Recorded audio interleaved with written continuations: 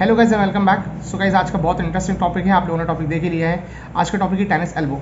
अब हम लोग को रॉजर फेडरर हो गया, सानिया मिर्जा हो गई, इन लोगों के साथ भले ही टेनिस खेलने का मौका न मिले, मगर क्योंकि हम फिजियोथेरेपिस्ट हैं तो हम लोगों को ये ज़रूर मौका मिल सकता है कि कभी ना कभी कोई ना कोई स्पोर्ट्स या लोकल जो हमारे पास पेशेंट्स आते हैं उनमें से कोई टेनिस एल्बो की कंडीशन लेके आपके पास आए।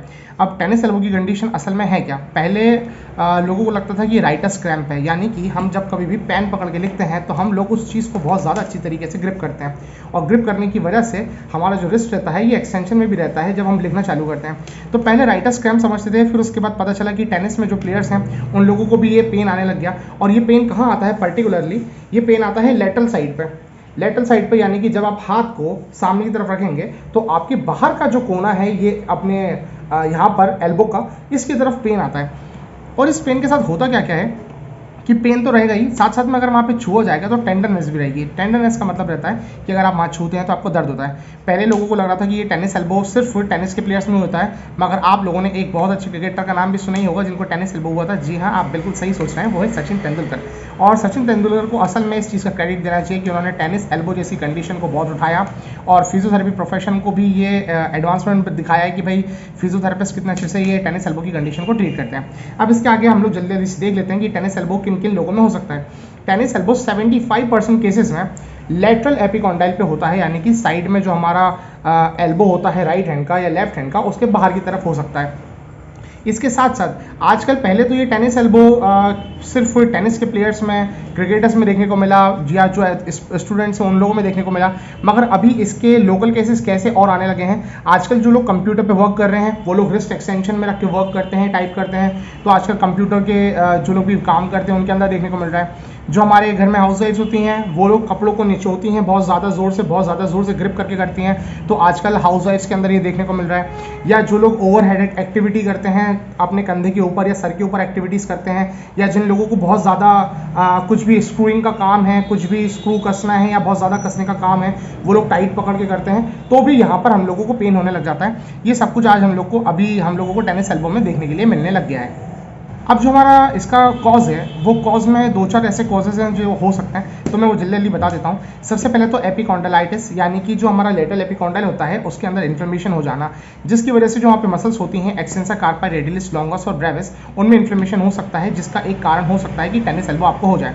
दूसरा होता है कि जो वहाँ पर इन्फ्लेमेशन हो रहा है, यानी कि जो बर्सा होते हैं उसमें कोई इन्फ्लेमेशन हो गया, या वहाँ पर कोई कैल्सिफाइड डिपॉजिट है जिसकी वजह से ऐसा हो रहा है, या जो हमारा एन्युलर लिगामेंट होता है साइड में उसकी वजह से ऐसा हो रहा है, या फिर कोई भी न्यूरोलॉजिकल कंडीशन है जिसके अंदर आपको जो पेन है वो रेडिएट हो रहा था, तो आपने हैंड्स को बहुत ज़्यादा अलग तरीके से इस्तेमाल किया और फिर आपको टेनिस एल्बो देखने को मिल गया। अब इसके और भी बहुत सारे तरीके हो सकते हैं जिसकी वजह से आपको टेनिस एल्बो हो रहा हो, तो मैं आपको कुछ चीज़ बता देता हूँ कि देखिए, नॉर्मल मेल या फीमेल्स दोनों में हो सकता है। 35 से ज़्यादा एज वालों को ज़्यादा देखने को मिला है ये जो इंसिडेंट है इसका, मैंने इसलिए बता रहा हूँ कि 35 से एज में ज़्यादा वालों को देखने को मिलता है। बैकहैंड जो स्ट्रोक होता है टेनिस में, है ना, उसमें हम लोगों को ज़्यादा देखने को मिलता है। जो टेनिस में सर्व करते हैं उसमें भी बहुत ज़्यादा पावर लगती है, तो सर्व में भी 25% चांसेस होते हैं कि आपको टेनिस एल्बो हो जाए। फॉरहैंड स्ट्रोक हो गया, या बैकहैंड वॉलीबॉल का जो स्ट्रोक होता है उसके अंदर, या स्मैश के अंदर हो सकता है, या जो फॉरहैंड वॉलीबॉल का जो हम लोग वॉलीबॉल से खेलते हैं उसमें हो सकता है। तो आप देखिए गेम्स कितने सारे हो गए हैं जिसकी वजह से ये आपको टेनिस एल्बो हो सकता है। या फिर घर में आप कपड़े बहुत ज़्यादा निचो रहे हैं, या बहुत ज़्यादा काम कर रहे हैं, या कोई भी स्क्रूइंग मूवमेंट कर रहे हैं, तो फिर आपको ये हो सकता है। अब फटाफट इसकी स्टेज बता देता हूँ। तो देखिए, पहली स्टेज में ये होता है कि हमारा कोई भी एंजियोब्लास्टिक इन्वेजन नहीं होता है, या कोई भी इन्फ्लेमेशन है वो इतनी ज़्यादा नहीं होती है, तो पेशेंट थोड़ा बहुत कंप्लेन करता है कि जब वो कुछ काम करते हैं तब उनको यहाँ पर हाथ के बाहर की तरफ पे पेन होता है। दूसरी स्टेज ये आती है कि पेशेंट ये बताते हैं कि भाई हमको एक्टिविटी करते समय पे भी और रेस्ट करते समय पे भी दोनों टाइम पे पेन होता है, यानी कि हम लोग कुछ भी काम कर रहे हैं, निचोने का काम कर रहे हैं, स्क्रू टाइट कर रहे हैं, पकड़ रहे हैं, खेल रहे हैं, और इसका एक कारण ये भी रहता है कि आप अगर जैसे क्रिकेट खेलते हैं तो उसका जो हैंडल हो गया, या आप बैडमिंटन खेलते हैं या वो खेलते हैं टेनिस, तो उसका जो हैंडल है वो आपके सही ग्रिप का नहीं है, तो वो भी आपको पकड़ने में बहुत ज़्यादा मसल्स को काम करना पड़ता है, तो हो जाता है। तो फिर वो बताते हैं कि इस ग्रिपिंग में भी हमको पेन आ रहा है। और फिर स्टेज 3 आता है जो क्रॉनिक पेन में आ जाता है, जिसके अंदर ये बताता है पेशेंट कि हमको बैठते समय भी पेन हो रहा है, सोते समय भी पेन हो रहा है, कोई एक्टिविटी करते हैं तो और पेन हो रहा है, मतलब कि टोटली हर समय फिर उनको पेन होने लग जाता है। तो टेनिस एल्बो का ये एक क्लासिकल एग्जांपल है कि भाई वहाँ पे उनको पेन होने लग जाता है। अब फिजियोथेरेपिस्ट के लिए मैं कुछ चीज़ बता देता हूँ कि भाई क्लिनिकल टेस्ट आपको क्या कैसे और क्या क्या परफॉर्म करना है। तो जब कभी भी कोई भी पेशेंट आपके पास आएगा ये बताने के लिए कि भाई मुझे यहाँ पर लेटरल साइड पे पेन हो रहा है, तो आप लोगों को नॉर्मली टेंडरनेस चेक करनी है और फिर हमारे जो 3 इंपॉर्टेंट टेस्ट होते हैं कॉजन, मिल्स और मॉडलेस, वो टेस्ट आपको परफॉर्म करना है। अगर आप वो टेस्ट सीखना चाहते हैं तो मैंने उसकी वीडियोज़ भी बनाई हुई हैं, पर्टिकुलरली अगर आप चाहेंगे तो मैं आपको वो और सिखा भी दूंगा। तो आपको ये 3 टेस्ट परफॉर्म करके देखना है और इन 3 टेस्ट में अगर पेन एग्रीवेट होता है तो फिर आपको समझ में आ जाएगा कि हाँ ये जो पेशेंट है इनका जो पेन है ये टेनिस एल्बो का है, और फिर हम लोगों को टेनिस एल्बो का ट्रीटमेंट प्रोटोकॉल डिसाइड करना है। हम टाइनर का टेनिस एल्बो का स्ट्रैप भी प्रिस्क्राइब करते हैं। अब आ जाते हैं इसके ट्रीटमेंट पार्ट पे कि टेनिस एल्बो को फिजियोथेरेपी से आपको किस तरीके से सही करना है, या टेनिस एल्बो अब आपको घर पे किस तरीके से सही कर लेना है खुद से।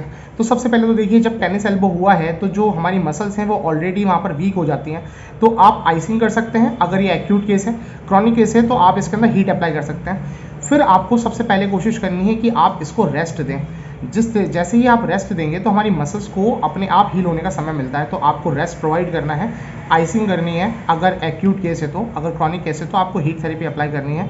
आपको कोशिश करनी है कि आप ऐसे मूवमेंट्स ना करें जिसके अंदर आपको रिस्ट को एक्सटेंशन फ्लेक्शन वाला कुछ भी काम हो और या फिर बहुत ज़्यादा ग्रिपिंग वाला काम हो। आप जो भी गेम खेल रहे हैं उसके अंदर कि आप ग्रिप्स देख लीजिए कि ग्रिप्स किस तरीके से आना होता है। ग्रिप्स का भी एक तरीका होता है कि प्रॉपर ग्रिप आपके हाथ की कैसे मेजर होती है, उसका भी एक तरीका है, वो मैं आपको दूसरी वीडियो में बता दूंगा। इसके साथ साथ आपको रेस्ट तो देना ही है। फिर आपको अगर आप जो रैकेट इस्तेमाल कर रहे हैं टेनिस खेलते समय या बैट इस्तेमाल कर रहे हैं, आप लाइट इस्तेमाल करिए, और लाइट इस्तेमाल करने के बाद आपको जो ग्रिप है वो भी स्मॉलर इस्तेमाल करनी है। और एल्बो स्ट्रैप आता है, आपने सचिन पाजी को देखा होगा, सचिन तेंदुलकर को क्रिकेट खेलते समय, तो वो एक स्ट्रैप यूज़ करते हैं जो कि उनके यहाँ पर बंधा हुआ रहता था पूरा, और वो टेनिस एल्बो का स्ट्रैप होता है। उसका मैं फोटो भी आपके साथ शेयर कर रहा हूँ। ये स्ट्रैप पहनने से होता क्या है कि इसको नीचे की तरफ पहना जाता है पहले, और फिर नीचे पहनने के बाद इसको ऊपर की तरफ शिफ्ट किया जाता है। शिफ्ट करने से क्या होता है, जो हमारे लेटरल मसल्स होती हैं यहाँ पर, जब हम उसको यहाँ पे मान लीजिए ये मैंने स्ट्रैप है, ये मैंने स्ट्रैप को पहले नीचे बांध दिया और फिर मैंने इसको धीरे धीरे करके ऊपर शिफ्ट कर लिया, तो जो हमारी यहाँ की मसल्स होती हैं ये थोड़ा सा ऊपर की तरफ शिफ्ट होकर हमारा जो लेटरल पॉइंट पे पेन हो रहा है उस पेन को कम कर मसल्स को थोड़ा सा रिलीव कर देती हैं। तो इसीलिए टेनिस एल्बो का स्ट्रैप इस्तेमाल करते हैं। और आपने सचिन तेंदुलकर को भी क्रिकेट खेलते समय देखा होगा कि उन्होंने बहुत बार टेनिस एल्बो के लिए जो स्ट्रैप होता है वो इस्तेमाल किया, और क्रिकेट में वो बहुत ज़्यादा हैवी वेट इस्तेमाल कर रहे थे। हैवी बैट इस्तेमाल करने की वजह से ही उनको जो टेनिस एल्बो की कंडीशन थी वो आई थी। अब इसके लिए एक्सरसाइज कौन कौन सी करनी है वो मैं बता देता हूँ। एक्सरसाइज के लिए आप लोगों को स्ट्रेचिंग करनी है, और धीरे धीरे करके जब आपका पेन कम हो जाए उसके बाद आपको स्ट्रेचिंग करना चालू करना है, ठीक है। तो स्ट्रेचिंग में आपको दोनों हाथों को ही आगे की तरफ भी स्ट्रेच करना है, ठीक है, और फिर आपको हाथों को पीछे की तरफ से भी स्ट्रेच करना है। आपको अल्नर डिविएशन भी करना है। अल्नर डिविएशन से मतलब ये जो चीटी उंगली है इसकी तरफ अपना रिस्ट घुमाना है, और फिर आपको जो अपना अंगूठा है इसकी तरफ भी रिस्ट घुमाना है, और आपको स्ट्रेच करना है। आप ये स्ट्रेचिंग 10-10 बार करिए, और 10 बार करने के बाद इसको आराम से थोड़ा सा रिलैक्स करिए ताकि मसल्स अपने अलाइनमेंट में आए। इसके बाद आप लोगों ने बहुत बार देखा होगा कि बहुत सारे लोग ऐसे हैंड्स क्रॉस करके स्ट्रेच करते हैं, इस तरफ भी स्ट्रेच करते हैं, इस तरफ भी स्ट्रेच करते हैं, और फिर हैंड्स को घुमाने के बाद भी इस तरफ से भी स्ट्रेच करते हैं, इस तरफ से भी स्ट्रेच करते हैं। सो ये स्ट्रेचिंग भी बहुत कारगर होती है, और बहुत सारे लोगों को ये मैंने देखा है कि ये स्ट्रेचिंग करने के बाद उन लोगों को और रिलीफ होता है। तो जब आपका पेन कंट्रोल हो जाए, जब आपका स्टार्टिंग में आपने पेन रेस्ट कर लिया है, थोड़ा आइसिंग कर ली है, जब आपका पेन थोड़ा कम होने लग गया, फिर आपको ये स्ट्रेचिंग चालू करनी है। तो मैंने आपको 4 स्ट्रेचिंग्स बताई हैं, सामने वाली, पीछे वाली, रेडियस की तरफ यानी हमारे अंगूठे की तरफ हमको रिस्ट को घुमाना है, और फिर चीटी उंगली की तरफ हमको हमारे रिस्ट को घुमाना है, और साथ साथ में फिर हम लोगों को ये हैंड्स को क्रॉस करके स्ट्रेच करना है दोनों तरफ से, और फिर हैंड्स को इस तरफ से भी क्रॉस करके स्ट्रेच करना है। जब आप ये सारी स्ट्रेचिंग करेंगे तो आपकी मसल्स को ऑटोमेटिकली रिलीव मिलने लगेगा। धीरे धीरे फिर आपको अपनी रिस्ट एक्सटेंसर्स और रिस्ट फ्लेक्सर्स को स्ट्रॉन्ग करना है। अब रिस्ट एक्सटेंसर्स और रिस्ट फ्लेक्सर को स्ट्रॉन्ग करने के लिए मैं आपको बताता हूँ आपको क्या करना है। जो हमारा इतना हैंड पार्ट है, इस हैंड पार्ट को आप टेबल के बाहर रखें, और यहाँ पर आप लगभग 1 लीटर की बॉटल ले लीजिए, और फिर आप अपने रिस्ट को धीरे धीरे करके इस तरीके से ऊपर उठाइए। फिर आपका ये जो पार्ट जो आपका टेबल पे टिका हुआ था इसको उल्टा कर लें, और उल्टा करने के बाद यहाँ फिर से बॉटल पकड़ लें, और बॉटल पकड़ के फिर इसको ऊपर की तरफ घुमाइए। तो इससे आपके आगे की और आपके पीछे की दोनों मसल्स स्ट्रांग होने लगेंगी। हमारे हैंड की सारी मसल्स एक दूसरे के साथ कोऑर्डिनेट करके काम करती हैं, तो जब आप दोनों मसल्स को स्ट्रांग कर लेंगे तो फिर वो प्रॉपर तरीके से काम करेंगे। तो आपने यहाँ से टेबल पे ऐसे हाथ रख के रिस्ट एक्सटेंड कर लिया, फिर उल्टा करके आपने कर लिया, फिर आपने जो थंब का साइड है इस तरफ से आपने रिस्ट को पूरा टेबल पे रखना है, और फिर आपको वो जो बॉटल है उसको रिस्ट की तरफ उठाना है, तो ये आपका इस तरफ से भी ये वाली मसल्स भी स्ट्रॉन्ग करने लगेगा। आपका जितना फोर आर्म स्ट्रॉन्ग होने लगेगा उस हिसाब से फिर आपकी मसल्स वीक नहीं होंगी और आपको टेनिस एल्बो की कंडीशन आगे नहीं आएगी।